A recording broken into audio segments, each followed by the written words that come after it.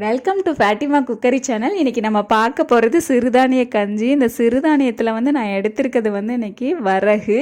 இந்த வரகில் நான் இன்றைக்கி தோல் நீக்காதது எடுத்திருக்கேன்.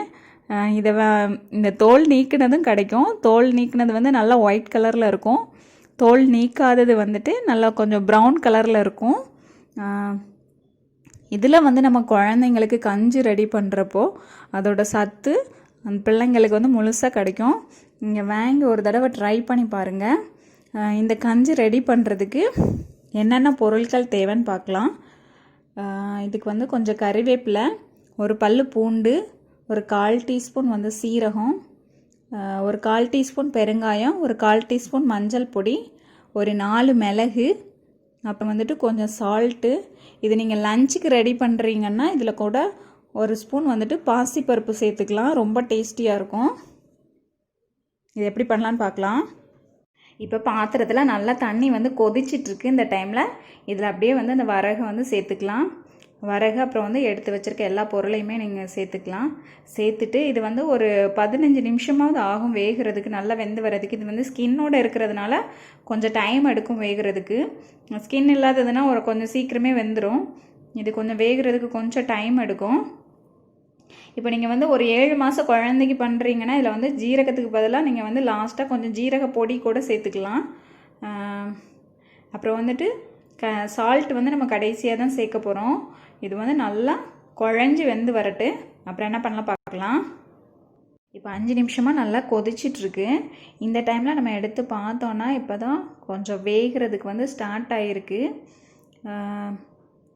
இன்னும் ஒரு 10 நிமிஷம் நல்லா மசிகிற அளவுக்கு வேகணும். ஒரு 10 நிமிஷம் நம்ம கழித்து பார்க்கலாம். இப்போ ஒரு 10 நிமிஷம் ஆயிடுச்சு. இப்போ நம்ம எடுத்து பார்த்தோன்னா நல்லா வெந்துருச்சு. இதுக்கப்புறம் நம்ம நல்லா இதை மசிச்சு எடுத்துக்கிடலாம். இப்போ இதை நல்லா மசிச்சு எடுத்துக்கிடலாம். நீங்கள் ஒரு 7 மாத குழந்தைக்குன்னா இந்த தண்ணியை லைட்டாக வடிச்சிட்டு அதுக்கப்புறம் மசிச்சு எடுத்துக்கிட்டு அதுக்கப்புறம் அந்த தண்ணியை நம்ம ஆட் பண்ணிக்கிடலாம். நம்ம வேஸ்ட் பண்ண வேண்டாம். இப்போ நல்லா மசிச்சு வச்சுருக்கேன். இந்த டைமில் நம்ம உப்பு சேர்த்துக்கலாம். உப்பு சேர்த்து நல்லா மிக்ஸ் பண்ணி விட்டுக்கிடலாம். உப்பு எப்போவுமே குழந்தைங்களுக்கு ரொம்ப குறைச்சலாக தான் சேர்க்கணும். அதனால் அதை பார்த்து சேர்த்துக்கோங்க. இப்போ இந்த கஞ்சி ரெடி ஆயிடுச்சு. இதை ஒரு பவுலுக்கு நம்ம ட்ரான்ஸ்ஃபர் பண்ணிக்கலாம். இந்த கஞ்சி கொடுக்கறதுக்கு முன்னாடி இதில் இருக்கிற மிளகு அப்புறம் கறிவேப்பிலையை எடுத்துருங்க. கறிவேப்பிலை நல்லா குழந்து கறிவேப்பிலை சேர்த்துருந்தீங்கன்னா அது நல்லா மசிஞ்சு வந்துடும். அதோட அயர்ன் கண்டென்ட்டும் அந்த ஃப்ளேவரும் நல்லா கிடைக்கும்.